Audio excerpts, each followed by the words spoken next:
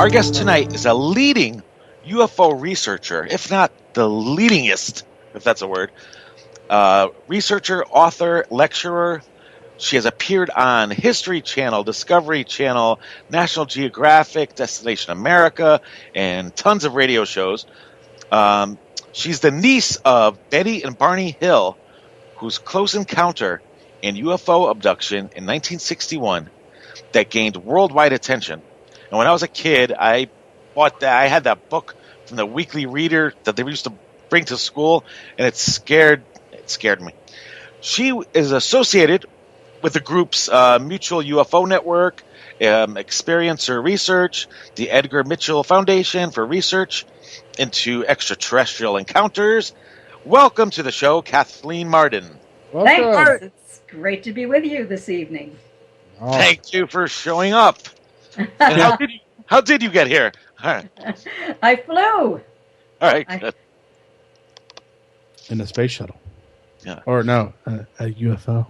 And I know this is the first question we have to ask, so we can go on from here. But how did you get involved in the topic of UFOs and abductions?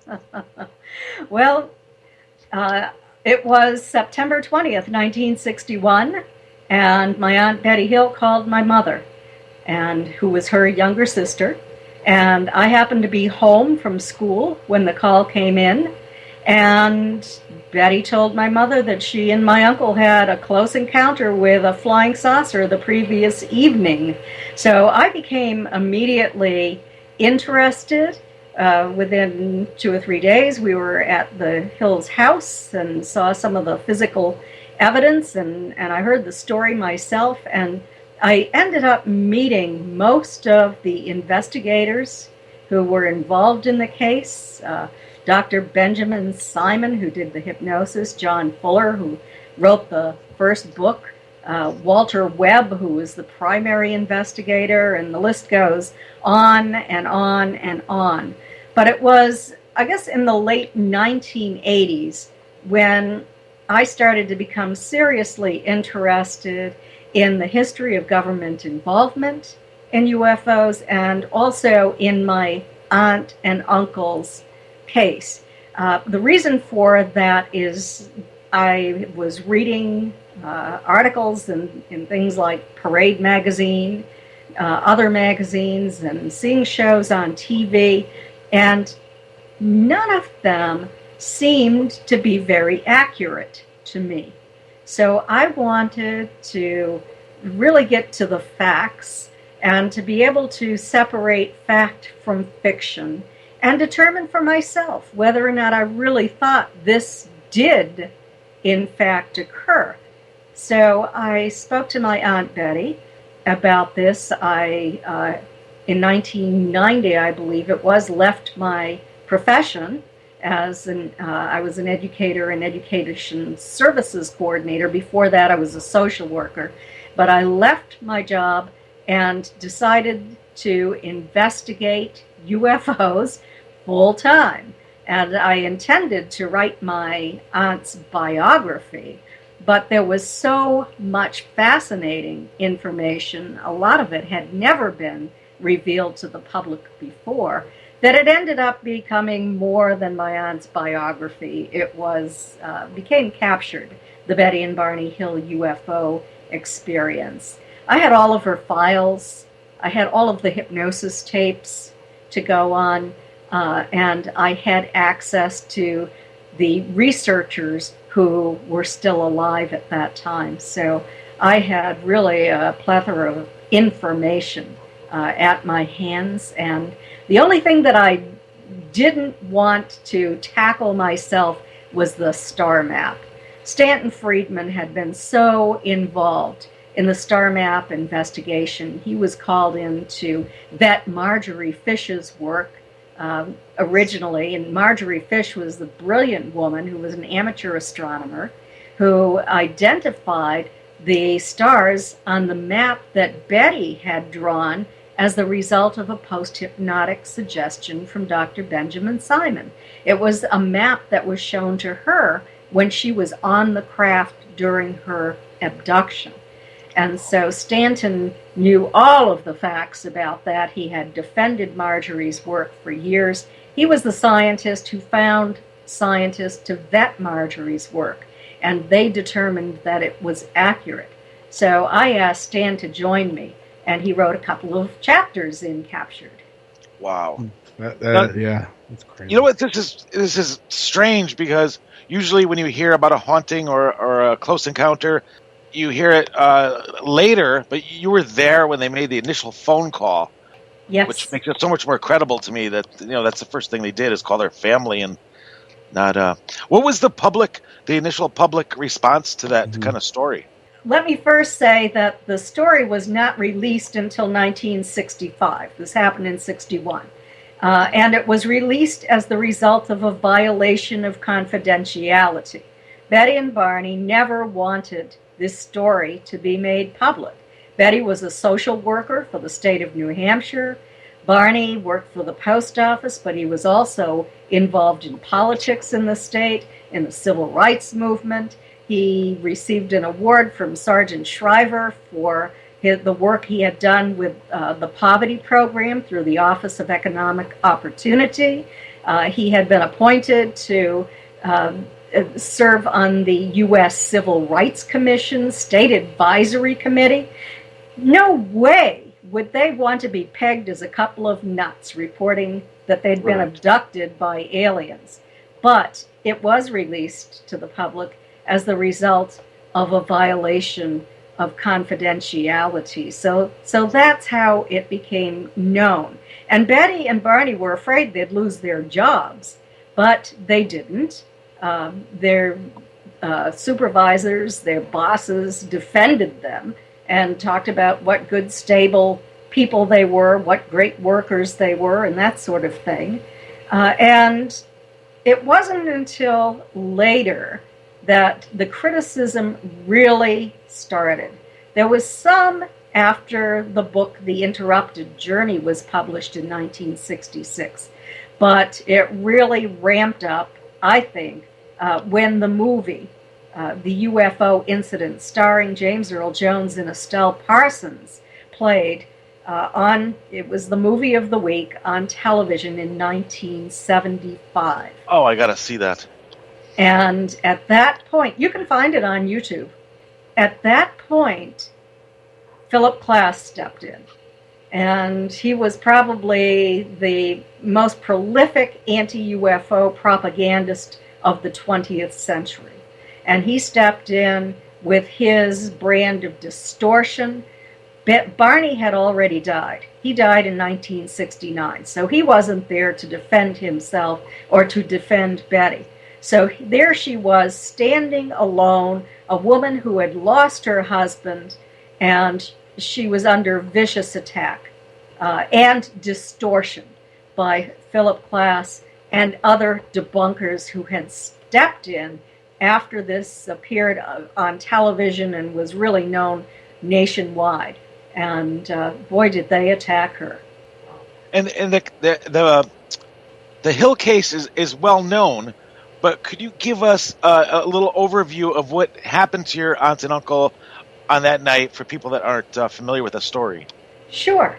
Betty and Barney were returning home from a vacation to Niagara Falls and Toronto and Montreal, and they decided to drive home to their home on the seacoast of New Hampshire from Montreal because they heard that hurricane was coming up the coast. So they decided not to spend the night in Montreal.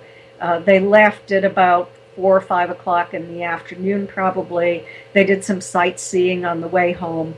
And by the time they saw this UFO, it was then around 10:30, 11 o'clock at night, probably closer to 11. And at first it was just a large moving star in the sky that attracted my aunt's attention. My uncle, of course, was behind the wheel looking at the road, and it kept coming closer and closer and closer. And finally, they got out and took a look at it and realized that it was not a conventional craft. It was very perplexing, and it seemed to be following them, and then it was following right beside them, and then it surged ahead of them and hovered over the road, and they had to stop or they'd be directly underneath it. And so my uncle actually stopped in the middle of the road so he wouldn't be directly underneath it, hopped out of the car, had his binoculars, looked up in the air, and saw a lighted row of windows with sort of bluish-white light shining from behind, and a structured craft behind those windows. It was only hovering maybe 100 to 200 feet above their car at that time. Betty was looking at it through the car window. She was in the passenger seat. And as Barney was looking up at it, he stepped away from the car, and it moved to an adjacent field, and he followed it to the field. It descended even lower over the field, and it tipped in his direction. And so he's standing there with the binoculars looking at it, and he sees somewhere between 8 and 11 figures staring back at him that they reported to NICAP on September 29th, I believe it was, that he observed figures who were dressed in black, shiny uniforms looking back at him. When the NICAP investigator came, he said that they were somehow not human. They frightened him terribly. He was afraid that he was going to be captured, and like a bug in a net, he said. And he broke away. He ran back to the car, screaming to Betty that they had to get out of there, or they were going to be captured. The craft then changed its position and moved toward the vehicle as my uncle went speeding down the highway. And then he told Betty to roll down the window and look up to see if it was directly over the car. She did. She didn't see anything except for blackness. She was expecting to see lights. It was a bright, starry night. The moon was about 3/4 full, but still all she saw was blackness above the vehicle. And then almost immediately she and Barney heard a series of code-like buzzing sounds. And it caused the car to vibrate, and it caused a tingling sensation to pass through their bodies. The next thing they knew, as if only a moment had passed, they were 35 miles down the highway. With no idea what had happened in the interim, they remembered a fiery orb. They realized that it was moving, but they were not moving. They had a vague memory for a roadblock, but they didn't know where or when that occurred. And they had a strong feeling that they wanted to see other human beings. Yeah. And all the way home, they looked for a police officer, they looked for a restaurant that was open, anything, so that they could see another person. And they couldn't find anything because was now in the middle of the night. They'd lost a couple of hours' time. They finally arrived home, and there was physical evidence. And we can get into that if you want to, or we can move on to the hypnosis and what happened then. We have a minute before break, so we'll probably save that for the other side of break. But for people that are interested in your books, events, or any information about you, what's your website for people not in chat? Because I'm sharing your link in the chat room. Yes, my website is Kathleen, Kathleen Marden, MARDEN.com. You can purchase autographed copies of my books. Stanton Friedman's autograph is on them too. We've written 3 together. Denise Stoner's is on the Alien Abduction Files that we wrote together. And you can also read some articles I've written for free. You can see where I'm going to be speaking. I have a lot of speaking engagements coming up this year. And what's your next? Do you have something upcoming in the near future?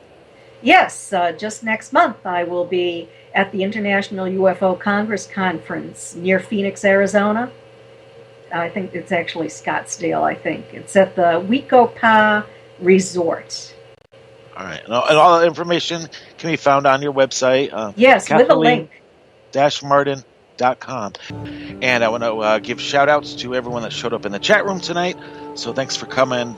Brock, Dawn and Brent, Dead Dude Chad, Dr. Dave, Indy Dwayne, KLF, Kara E, Maggie Renee, Scott H, Doug, Nicholas, Cheryl, Brian, Desi, BN Hank, Ace Fairhurst, Jane Doe, Laura, Max, and Junebug, Brandon, Rick, Randy, Frankie B, and Corey, and Diane that's listening tomorrow on replay. And we had over 50 shares. Nice. We used to do this weekly. We used to thank every single person. We had over 50 shares of this event tonight. So I just want to thank some of the every week groups that share our event. Paranormal Billboard, Edge of Fear, Realm of the Unknown, Paranormal Planet, Electric City Paranormal, Big Bear Ghost Seekers, On the Fringe with Art Bell and Heather Wade, Interviews from Beyond, Appalachian UFO Research Society, and we have a new page. Where did I write that one? The Dark Parade with Steph Young, and a Greater Texas Paranormal Society. So thank you, everyone, for sharing that page. Brandon, you had a couple... Brandon. Oh, boy, I'm in trouble. Brock, you had a couple questions for Kat. Oh, that is so funny. Yes, I do have a couple questions. And I guess since I've never really experienced what I would think is a UFO, and it's probably like in the paranormal where I probably had an experience, but most people put it off as something else. But I was curious, did you ever have a point when you started out that you were kind of like, I don't know if I truly believe in this or I believe what's really going on? Did you ever have any doubt in the beginning when you started this? Well, let me tell you, I was 13 years old when my aunt and uncle had their experience, and they were serious people. They were not people who would go around making things up. Mm-hmm. They were reputable people, credible people. And so I didn't doubt that they had seen what they said they had observed.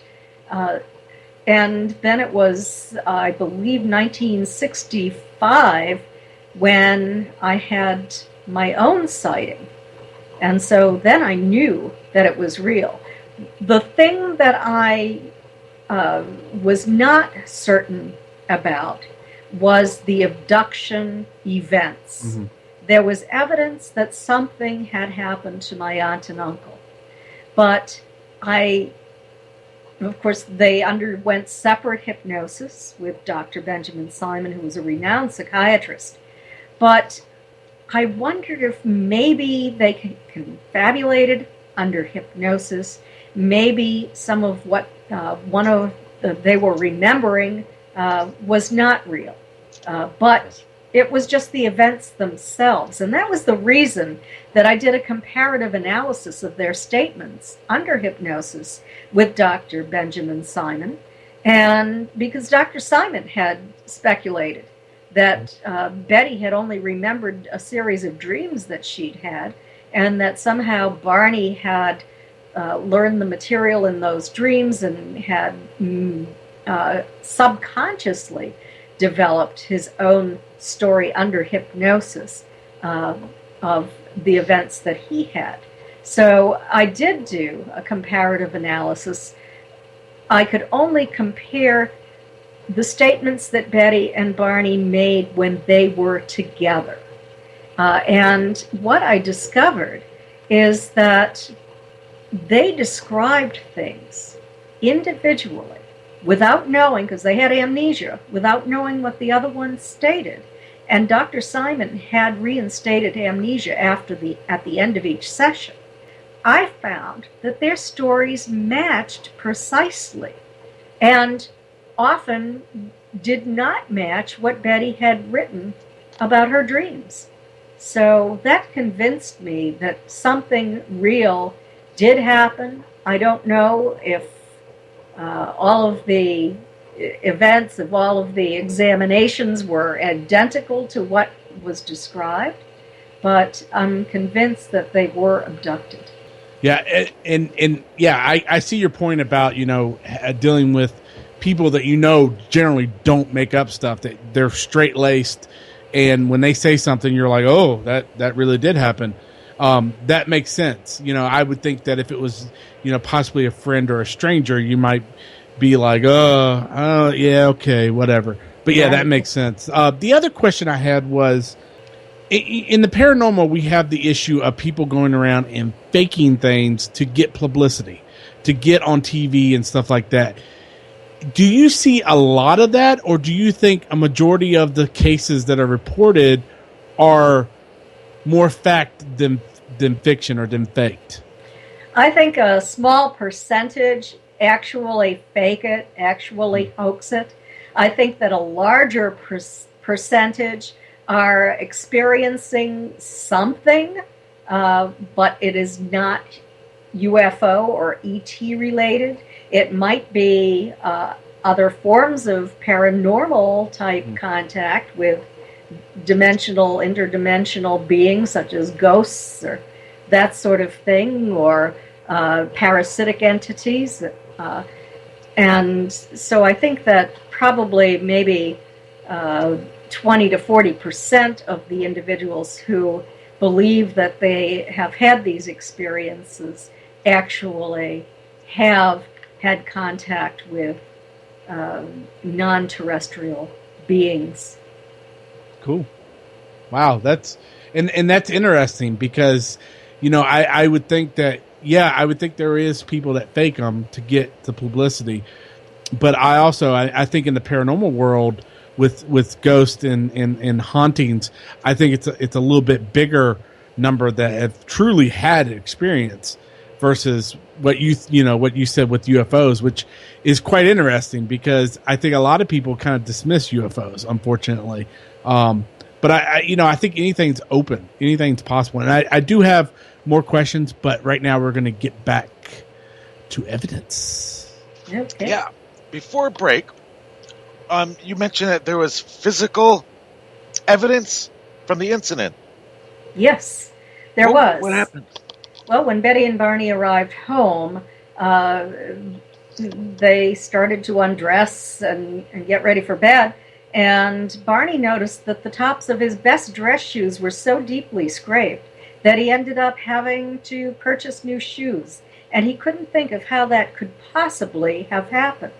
But under hypnosis, he remembered when he was taken from the vehicle toward the craft, the toes of his shoes were bumping along the rocks. And then he felt the toes of his shoes slide up a ramp and over something. So that's how that must have happened. He felt as if he was floating, but that part of his body was bumping on the surface. Wow. Also, when Betty removed her dress, she realized that it was torn in several locations. There was a 2-inch tear in the stitching at the top of her zipper that was on the back of the dress, a 1-inch tear in the thick zipper fabric. Her hem was torn down on one side, and the lining of the dress was torn from waist to hemline. She placed it in her closet, knowing that she would have to repair it before she wore it again. And the next time she took it out of the closet, it was covered with a pink powdery substance. Very perplexing. It had degraded the fiber of the dress, the fabric.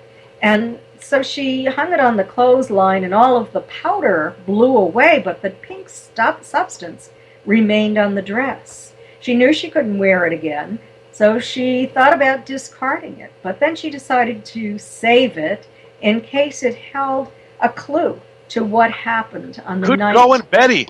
Yes, and it has been analyzed in 5 different laboratories. And there is some kind of strange substance on that dress. And what is strange about it is it shouldn't be there. I mean, you can find it on Earth. It might be yeast that has grown, or fungus that has grown and died and left these pink stains. But there's no logical explanation for how that happened. The scientist, the one that I have talked to, who has the most logical explanation in my mind is the one who stated that he thought that perhaps the dress was exposed to maybe ultraviolet light or some other substance that killed all of the bacteria and viruses on the dress. And then the entities had this fungus or yeast on their hands and deposited it on the dress when they touched the dress. And you'll find that the pink really saturated the parts of the dress where Betty stated she was touched. So that made a whole lot of sense to me. In addition to the dress, there were shiny spots on the trunk of the vehicle that hadn't been there the day before. And so Betty called my mother, and we had a neighbor who was a physicist, and my mother agreed to call the neighbor. And the neighbor, and I'll never know what kind of information he had about UFOs, but he told Betty that if she had a compass, she should take it out to the trunk, to the car, to see how the needle would react. Well, we know it's going to react when you place it up by the battery, up to the front of the car. But she started out on the side of the car, and then she went to the back of the car. And that's when she discovered these, that these shiny spots were there. And she placed the needle over these spots, and the needle would spin and spin, and when she moved it away, it would drop down. So that indicates that there was a magnetic field around that area of the car. And that's where she and Barney heard those buzzing sounds striking the trunk of the car. So, who knows what that was? I don't know if they picked the car up, really, or what happened, but that was pretty strange. Also, the watches they were wearing that night were running fine when they checked them, when they stopped before their sighting, about an hour before their sighting. And when they arrived home, they had stopped working, and they never ran again. They were wind-up watches. And also the binocular strap, this is sort of circumstantial, but Barney had the binocular strap around his neck when he went out into the field to look at that craft. And he used such force to pull the binoculars away from his eyes that he actually broke that leather strap. Oh, wow. So there was that for evidence. Plus, they were really perplexed, and Barney ended up developing what you might describe today or label today as post-traumatic stress disorder. He ended up developing bleeding ulcers. He had to take a leave of absence from work, and that ended up leading to his referral to Dr. Benjamin Simon in Boston, Massachusetts. Ben Simon had worked with veterans during World War II.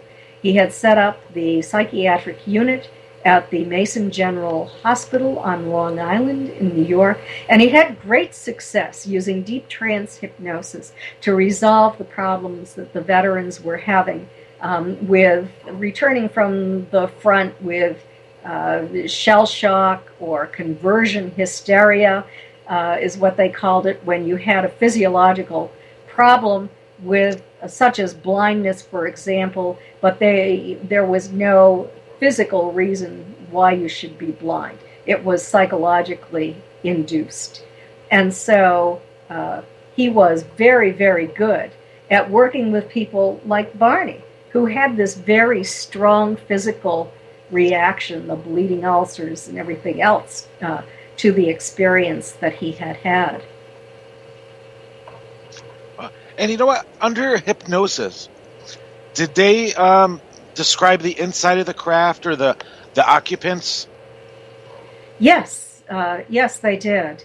They described the craft as being what appeared to be circular in shape. There was a hallway that encircled the entire, close to the exterior of the craft. And then there were wedge-shaped rooms off from the hallway. and they were taken into those two of those rooms. They were examining rooms. There were tables in there that they were placed on. Betty also saw what was almost like some kind of a strange dentist chair, chaise lounge kind of thing that she sat on initially. And but there was near the center of the craft, that pie wedge was cut out, as if there were a round central core in that area. So that's the way they described the craft. The beings that they saw were dressed in black shiny uniforms. There were two different sizes. There were a couple that were 4.5 to 5 feet tall, very large wraparound eyes with pupils and with irises. They could see a little bit of yellow around the outside. The pupils and the irises were very dark. They had very flat noses, almost no nose at all. It was just little turned up, and a couple of nostrils were visible. There was a slit for the mouth. No ears visible. They were completely hairless. Heads were larger in proportion to the bodies than ours. The limbs were described as spindly, and they stated that they walked differently than humans too. Their gait was different. The communication appears to have been telepathic. The second group was the group that I now call the guards. They are the little short ones. They're about 3.5 feet tall. Heads larger in proportion to the shape of their bodies than the taller ones. They don't take part in examinations. They tend to stay out in the hallway. They were sort of guarding Betty and Barney, I would say, from leaving the room or from leaving the craft with anything that belonged to them. I think that because Betty had a book that she had found. It was more like a tablet than a book. You open it up and there was some kind of symbols embedded in this. It had a very hard kind of plastic type of cover, and it had 6 rows of symbols that were vertically placed. And Betty had asked the leader at that point if she could take it with her as evidence to prove that this had occurred. And he told her that she could. But as she was leaving the craft, these little ones saw that she had it, that she had the book. There was a huge hubbub, and they took the book away from her.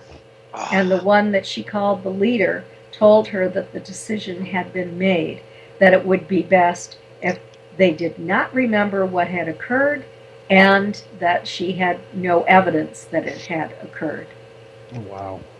I don't know if I missed it. Did you mention skin color at all, or did they ask about skin color? Yes. I probably missed that. The skin color was light grayish color.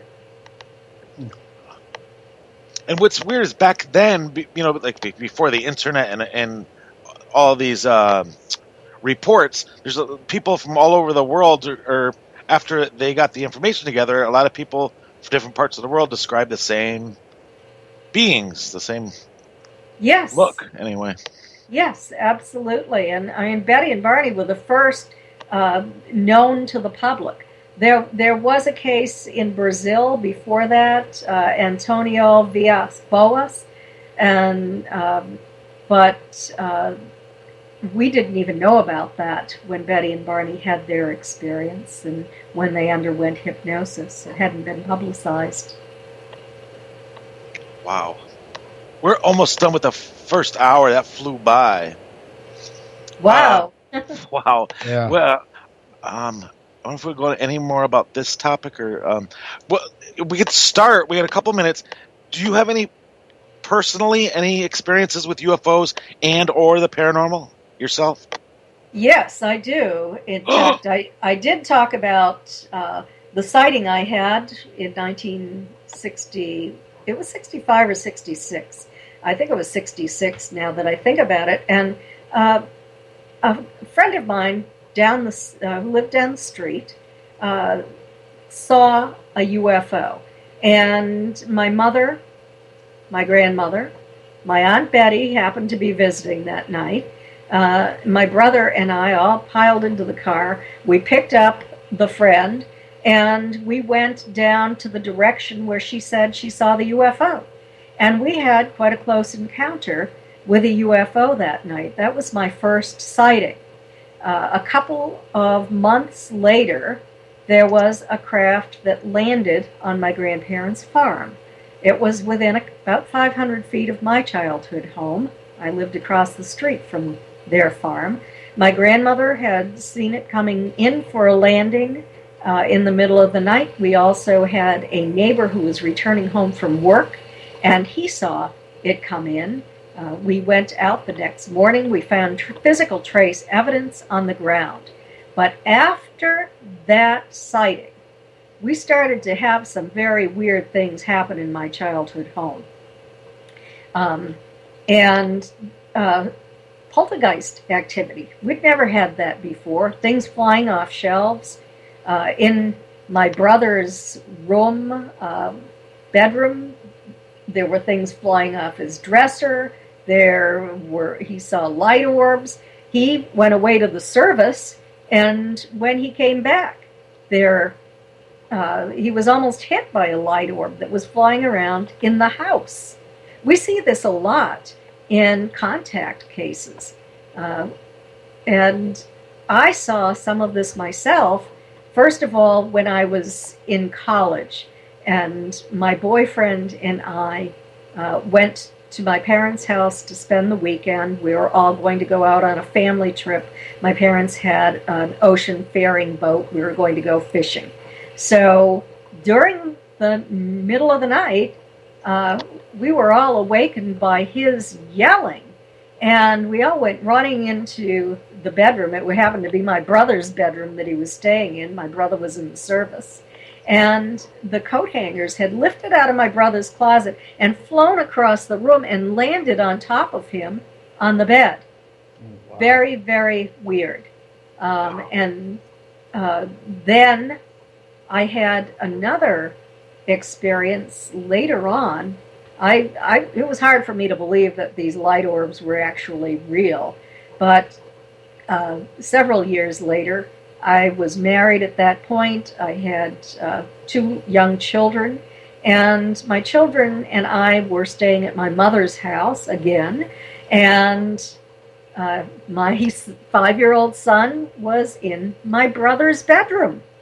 And I heard him in the middle of the night, sort of wreaking havoc in that room, running around, making a lot of noise. So I got up out of bed, I went in, I opened the door, the nightlight was on, and there he was jumping into the air, trying to bat this orb that was maybe the size of a baseball. And I'll tell you, I was absolutely startled. I couldn't believe these things were real, and now I was seeing one with my own eyes. And I just scooped him up and took him into my bedroom. And then I started to do research much later. In the year 2012, Denise Stoner, my co-author on the Alien Abduction Files, and I did a commonality study among abduction experiencers. We asked the question, have you ever witnessed paranormal activity in your home? 88% answered in the affirmative. We asked the question, did this occur either immediately prior to or after your UFO contact experience or abduction experience? 51% stated that it had. So it seemed that it was somehow related to that abduction experience, to UFOs. And so then that started raising a lot of questions in my mind. MUFON is actually doing this is a much larger study. It is the Experiencer Survey at MUFON.com. So if there are any experiencers in the audience, if you want to take that, we would greatly appreciate it. We're looking for 500 responses. Cool. And I've got a story for you on break. Mm-hmm. We're talking with Kathleen Marden. We'll be right back with more Haunted Chronicles. Yay. Brock, do you have some questions? I do. I have one that's been on my mind for a while. I know you can have certain areas that are more prone to higher paranormal activity with spirits and stuff like that. And I'm curious, are there certain locations that have more reported and possibly more not proven, but more substantial UFO reports? I'm looking at MUFON statistics, and California and Florida tend to have a very high percentage of the sighting cases that MUFON receives. We receive up to 1,000 reports a month during the summer months when people are outside, and probably around 400 to 500 in the winter each month. But what I have found is in the cases that I have investigated, they're around bodies of water most of the time. I was getting ready to say that. It seems like they're, with Florida and California, it seems like they're staying around sources of water. Yes, they're around the Great Lakes, especially the Northeast, near the Atlantic Ocean. Not as many in the middle states. That's interesting. So, I wonder if there's a correlation with water, though. That'd be interesting to figure out. Yeah, it makes you wonder if they have bases down under the floor of the ocean or something. Yeah. And they're coming in and out of those. Just speculation, but sometimes it's fun just to offer speculation. Yeah, or they're really thirsty. They have been seen actually hovering over fresh water and drawing the fresh water up into the craft. Oh, wow. So they're not like those aliens in the movie Signs. I haven't seen that. Oh, wow. You wrote about a government study of UFOs and the decision to cover up their own findings. What did you find out and why the cover-up? Yeah, well, because my aunt and uncle had this experience and there was a cover-up, it made me wonder how deeply involved the government was in this and what they knew about it. And so what I found is that the government became very interested in UFOs in the mid-1940s. And their first study was done in 1947. They'd been working on it for a while. And they offered an opinion concerning flying discs. And in that opinion, which was secret at the time and signed by Lieutenant General Nathan Twining, they stated that UFOs were flying discs. They didn't say UFOs. Flying discs were real and not visionary or fictitious. They approximated the size of man-made aircraft. They could climb at extreme rates. They had unusual maneuverability. They were metallic or light reflecting. They appeared to be flat on the bottom and sort of rounded on the top. So they were describing discs way back in that time frame. And then they did another study, which was published in December of 1947. And what they did is they collected and collated and evaluated all of their sightings that could affect national security. They analyzed in all 243 cases. And in the end, they ended up favoring an extraterrestrial hypothesis. But of course, that was secret too. And then the big guns decided that they couldn't accept that because they said that they had to have physical evidence. Well, you know, if Roswell really happened, they should have had physical evidence by then. But they did not necessarily know this, because if it was classified above top secret and compartmentalized, then the people working on Project Sign would not have that information necessarily. So anyway, Project Grudge started in 1949. They dismissed all of the high-ranking officers and scientists who were working on Project Sign and the previous projects, and had only 2 lower-ranking officers. And just as the name of the project, Grudge, sounds, they just assigned simple scientific explanations to the reports, even if they didn't fit. And the quarter that they could not explain, they said were due to psychological causes. But then Project Blue Book started in 1952. And by that time, the ATIC had 4,400 UFO reports. And of these, Blue Book had investigated 1,593 cases. Of those, 26.94% fit into the unknown category. And then we come along in 1952, July of 1952, with the close-up sightings in Washington, D.C.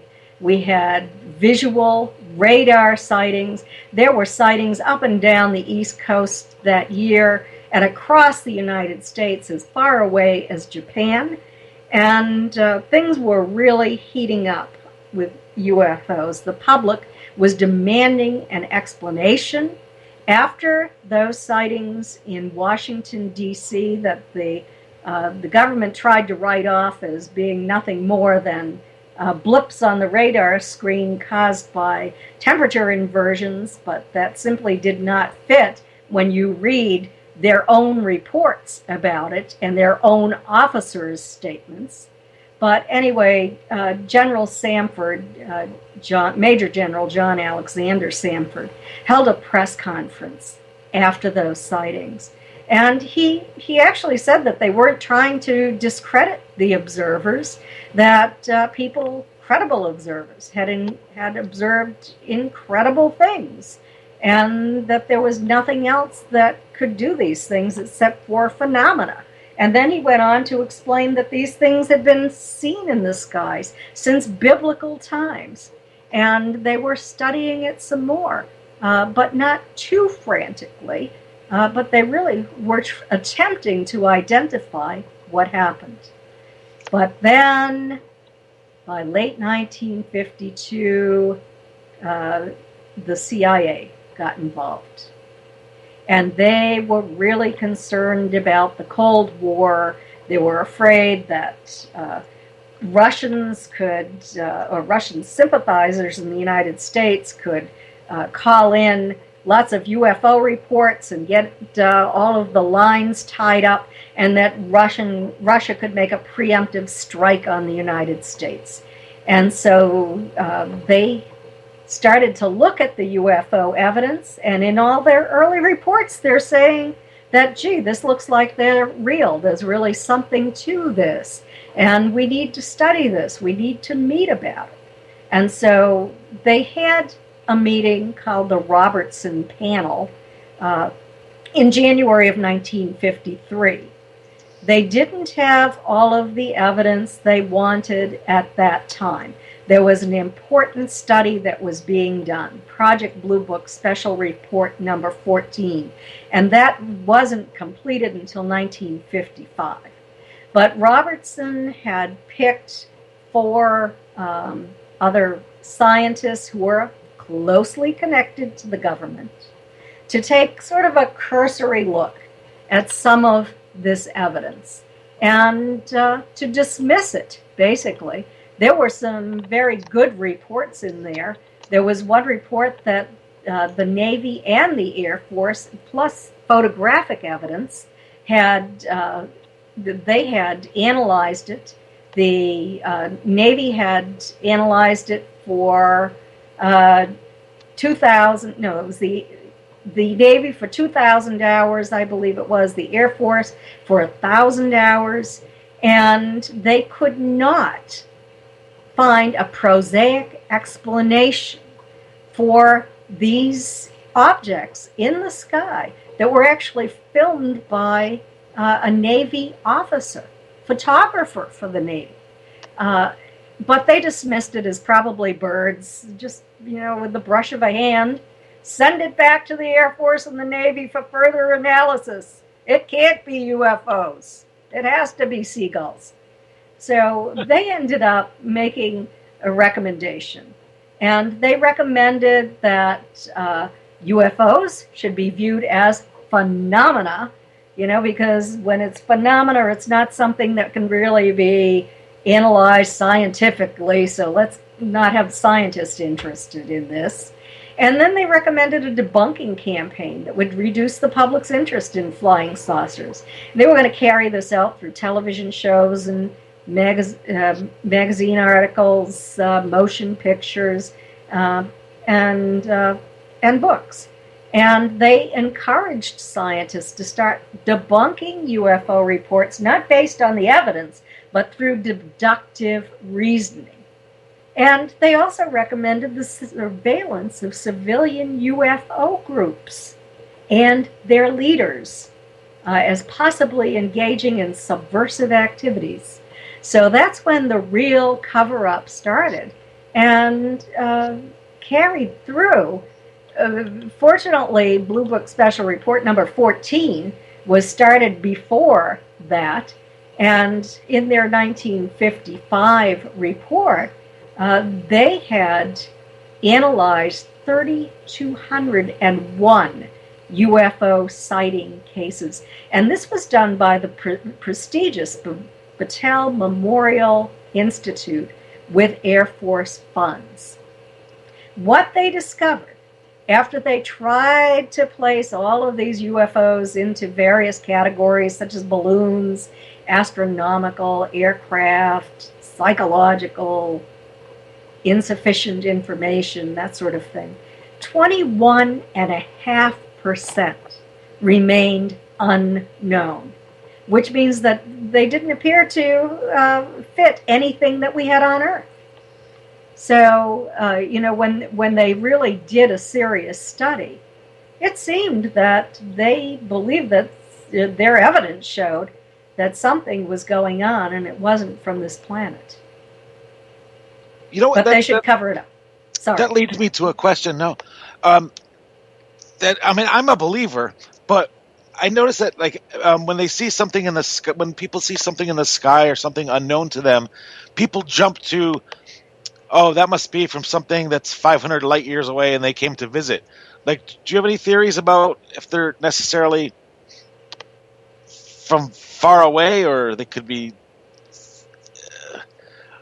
any theories on that? Oh, I'm in the process of developing some theories. And keep in mind that there have been some really good scientific studies done here that indicate that they probably do come from elsewhere off this planet. I don't know how far. Zeta Reticuli is about 39 light years away, a little more than 39 light years. That's still a long distance. My co-author, Stanton Friedman, talks about how it is possible to get here from there, but it would take many, many years. And the closer that you get to this traveling at the speed of light, the more time slows down, so it would seem like less time. But if they came here over a many, many year period, they'd never get back to their planet to see their families. It would sort of be, in the end, sort of a suicide mission. So, and they'd have to set up a base, I would imagine, here if they were interested in studying what we have. And I'm sure if I were an extraterrestrial, I'd be very interested in what's going on And Earth. with all your research, what's your opinion on if they're here to help us or just study us, or if it's negative? What have you found out? Well, first of all, let me say that I suspect they're coming here through some kind of interdimensional travel, that they have discovered things that we know nothing about. And maybe someday we will. We're doing experiments at the CERN right now with subatomic particles, and that might open up portals. So, imagine they're 1,000 years ahead of us. They could be traveling through wormholes or interdimensional portals. And then, what was that second question? Oh, if they have positive or negative intentions. Oh, if they have positive and negative intentions. It depends upon who you ask. There are many experiencers who are having very positive experiences. In the Foundation for Research into Extraterrestrial Encounters recent study, 75% stated that their experiences had been positive. In MUFON study, we're finding that many people have had positive experiences, but most people say that they're both positive and negative. A small percentage, about 10%, say that they're highly negative experiences. And it makes me wonder if these are really with extraterrestrials coming here, because I can't imagine some kind of sadistic extraterrestrial race coming all the way to Earth just to torture people, harass them, hold them upside down by their ankles, make deep scratches on their bodies, and that sort of thing. Sounds more like negative, like parasitic entity attachments to me than extraterrestrials. You know what? But, go ahead. I'm sorry. No, it just reminded me the cattle mutilations. Has anybody figured out if it's usually UFO related, or what have you found in your research about that, if anything? Well, we know that it's very strange, and that there appeared to be like laser cuts on these cattle, that certain parts of their bodies were removed, and the blood was removed, and there was no obvious sign of blood. These carcasses were not rotting. No predators would want to go near them. Something very strange was going on there. The udders were removed. The reproductive organs were removed. I don't know if they're obsessed with these cows. Well, we don't know if they're interested in things like mad cow disease, and if it has moved into our cattle population and maybe fixing to move into the human population here, or if it has something to do with reproductive experiments that experiences talk about on the craft. So we just don't know the purpose. Yeah. And I want to ask you about your new book, how you got the idea for your new book and what it's about. Oh, well, it's titled Fact, Fiction, and Flying Saucers. And Stan and I had written 2 books before that. We'd written Captured, the Betty and Barney Hill UFO Experience, and then Science Was Wrong, and where we each wrote half of that book. We worked so well together, we said, let's write another book. And Stan had always wanted to write a book about Dr. Donald Menzel, who was an astrophysicist from Harvard University, who was also a really huge debunker. He came even before Philip Klass and had written, incidentally, his first debunking book was published in 1953, just after the Robertson panel. And so Stan wanted to find out more about him. He ended up going to his archival collection at Harvard University and discovered that he had a very close relationship with John F. Kennedy. And he had stated to Kennedy, when we are properly cleared to each other, I can tell you more. And so Stanton was going, well, why would a college professor have a security clearance? Well, then Stan did some more research and discovered that in a letter he stated that he had a longer association with the NSA than almost anyone. So he was working with the National Security Agency. We wanted to do a lot more research on him. And the American Philosophical Society in Philadelphia, Pennsylvania, has Menzel's correspondence files.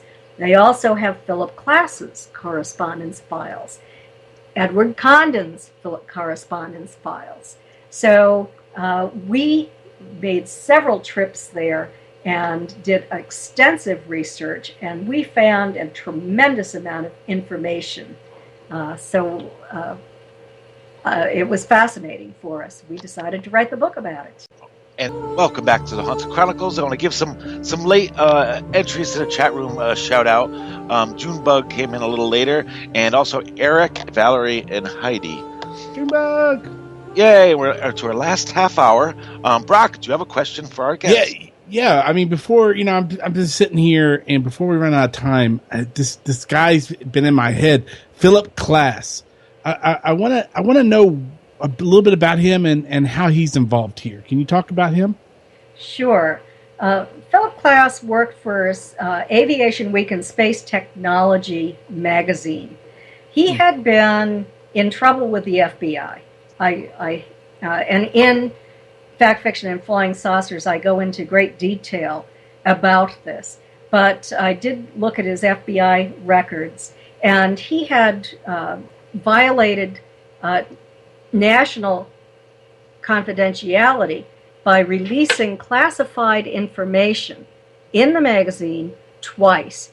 He was under investigation, and the thing is that he could not be prosecuted because they couldn't declassify the documents in order to prosecute him. He was also under suspicion of espionage, so he had been in trouble. And all of a sudden, he shows up as this major debunker. And he is working with Dr. Edward Condon to debunk UFOs, with the head of Project Blue Book at that time, Hector Quintanilla, who was the last head of Project Blue Book, the Air Force's study group on UFOs. And with Dr. Donald Menzel.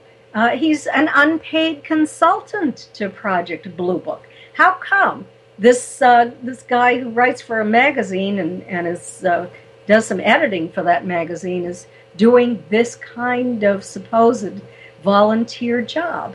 And then I find out that Philip Klass and this whole group are conspiring together to completely eliminate scientific interest in UFOs by sending a petition around and trying to get scientists to sign it, stating that they will not appear at any UFO conferences and they will not debate on the topic of UFOs. Philip Klass, personally, I found in his files, launched character defamation campaigns against some of the leading scientists who were studying UFOs and had done so for a long time. Now, Dr. Alan Hynek had been the scientific consultant to Project Blue Book. He was an astrophysicist, and in 1975, he wrote an article about UFOs for the FBI Law Enforcement Bulletin. And it was basically about misinformation that was being disseminated by people like Philip Klass. He didn't name him personally, but misinformation about UFOs. And so Philip Klass read that article somehow. It came to his attention. And he was furious. He wrote to the FBI and he called the FBI director. And in strong terms laced with sarcasm, and I'm quoting, he said that Dr. Alan Hynek is the spiritual leader of the vocal group of believers and kooks who claim that we are being visited by extraterrestrial spaceships. The FBI has given its endorsement to a hoax that UFOs are of extraterrestrial origin, and to a fraud, Dr. Alan Hynek.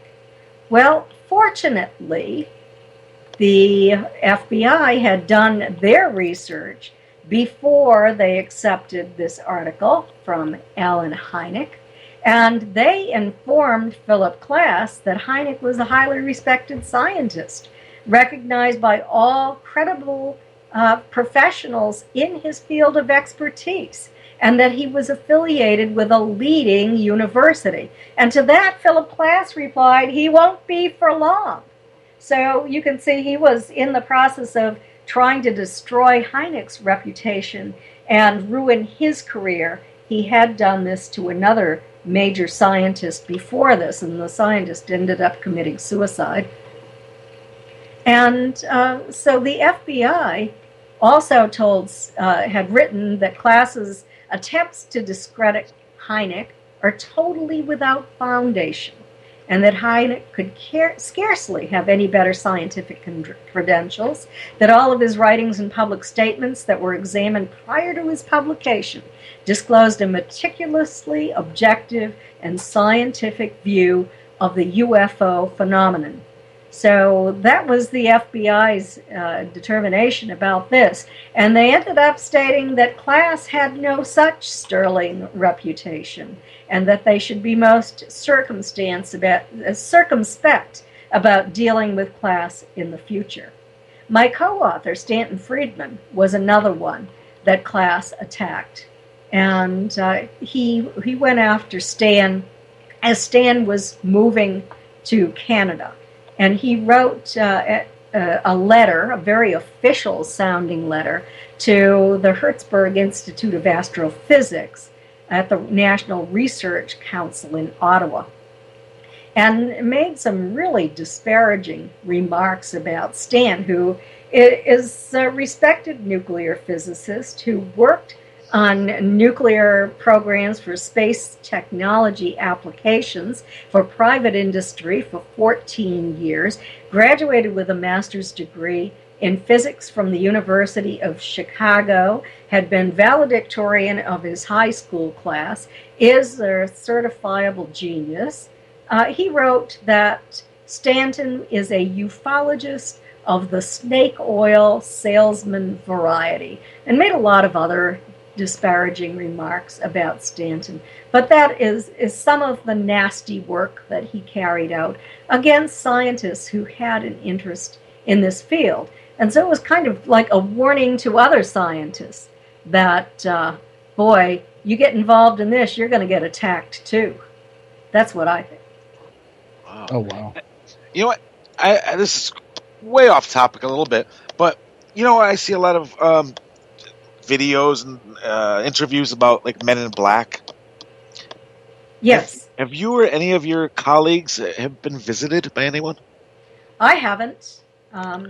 My colleague Denise Stoner has talked about a very strange incident that she had, and it took place in a store of all places, and it was not Men in Black, and it was not a threat. It was two very odd-looking women who had an infant in a carriage, and the infant looked very, very strange.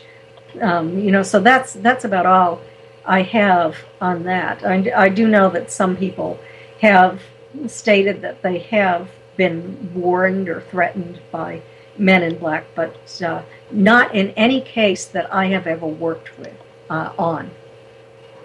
On break, we were talking a little bit about the Chilean army video of the possible UFO. Yes.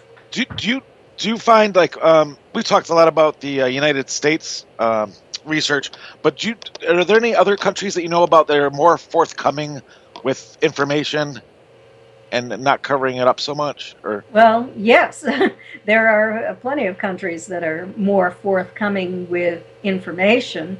Brazil, for example, the head of the UFO group down in Brazil had me down there about a year ago to speak to the group, and he was talking about how he meets with the Brazilian military periodically, and they sit down and discuss their cases together. They've been far more forthcoming. And then, of course, the Chilean case that is so perplexing. Leslie Kane wrote about that recently in the Huffington Post. And that's a very interesting case because I believe it was the Chilean Navy who videoed that UFO that was very close to a plane. And the strange thing is that it did not show up on radar, and it behaved in a very odd manner. That the Chilean government spent 2 solid years doing a thorough investigation of that, spent hours and hours, and could not find a prosaic explanation for what that is. But then a day later, after that was published, I guess, a debunking UFO group came out and said, "Oh, it was just a commercial passenger plane flying from point A to point B." And so I want to know if it was a commercial airliner, why didn't it show up on radar, and why is that something that the Chilean government did consider? They considered all possible planes in the area. And they stated that they did not believe that's what that was. Why would you hide another plane being in the air? Right. I know they wanted to explain that if they possibly could. And I find that governments have a lot of money to investigate things like this, and they have some highly qualified people. Scientists. I was just looking at your website. You're going to be in Mexico? Yes. I will. Yes, it's going to be my first time presenting in Mexico, near Mexico City. It's in Puebla, and it is a conference that's sponsored by the Transactional Psychology Department at the university. So I'm really excited about having the opportunity. I've been on Mexican television. I did a show, an interview when I was down in Brazil. Mexican television interviewed me, but I haven't spoken there before. And we have some listeners also that are in the area, Pennsylvania area. Aha! It should be in late April. So Get over there, guys. Yes, I'll be talking about my new book. It's going to be about the government cover-up. Oh, great. And this is just... I've been disgusted since I was a kid. Say, why can't they just tell us what they believe it is? Because obviously they know more than they're telling us. But I saw one video, maybe you've seen it, of a cloud that was only like maybe 2 feet long by 2 feet high, and it was just kind of hovering on the pavement in a parking lot, and people were freaking out and losing their minds over this cloud. And it was just, because they said it was just a cloud, that was just on the land. So I could imagine what people how would they react if they said, no, they're aliens and they're UFOs. So what do they, I'm saying, I could see how some people would lose their mind. Yes, I'm sure there would be people who would be terrified. There were, a few months ago, I think, reports that UFOs had hovered over 2 major cities. I can't remember, maybe one in Russia and one in Europe. I'm not positive. I can't remember what cities they were. But some people were terrified. They were afraid that these evil aliens were invading planet Earth. Maybe they thought they were going to eat us all for lunch or enslave us or something, but I don't think that that's their agenda at all. So I want to know, like present day, have you had any more paranormal experiences after that poltergeist-like activity, or not? No, I really, I haven't since I did observe one orb. I had been in Sedona, and I was standing in what do they call it? It's sort of like a portal, but you tingle when you stand inside of it. You feel this very strong, like electrical tingling through your body. And so I'd been doing that, and that night in my hotel room, I saw an orb. And that was maybe 3 years ago. And, so I've seen 2 of these orbs indoors and in my entire life. But I certainly have video of orbs that I have received from experiencers that I've been working with, investigating their cases. Pretty interesting. What do they look like? Are they different colors, or how big are they? They appear to be about the size of a baseball from the videos and from my personal experience, and they come in different colors.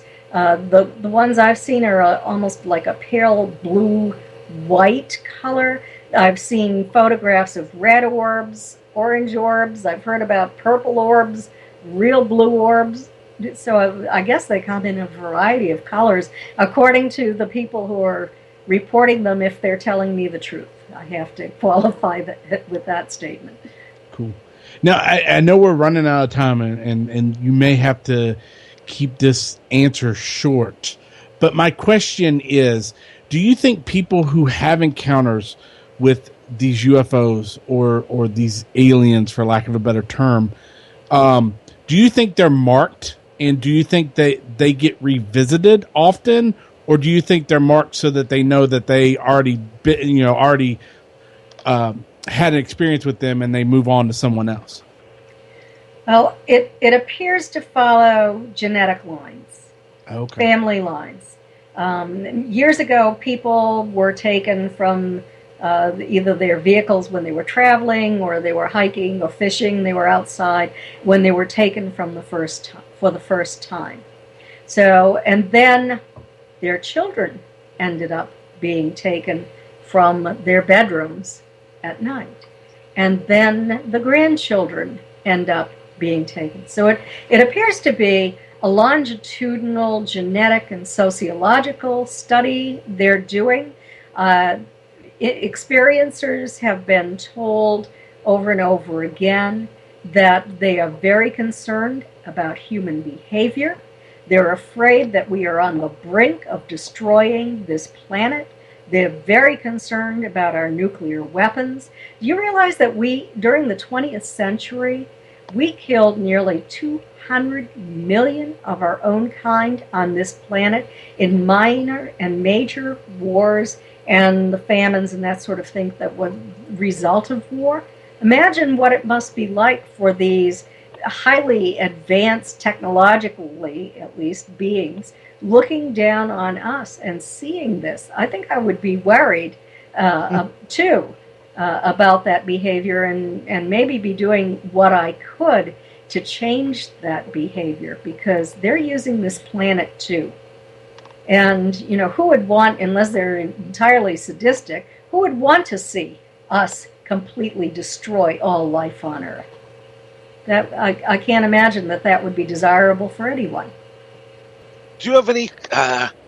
It's getting late. I hope I'm not thinking of weird questions. But is there any part of you that believes that we were put here by them, and they're just kind of just observing how we work it all out here? Well, I don't know if we were put here by them, but there is some evidence that they might have been involved in altering our genetic makeup, our DNA, historically, going back to ancient times, and that they might have been deeply involved with us early on. And I wonder too, there's some people have been told that this planet has been destroyed in the ancient past, and they would not want to see it happen again.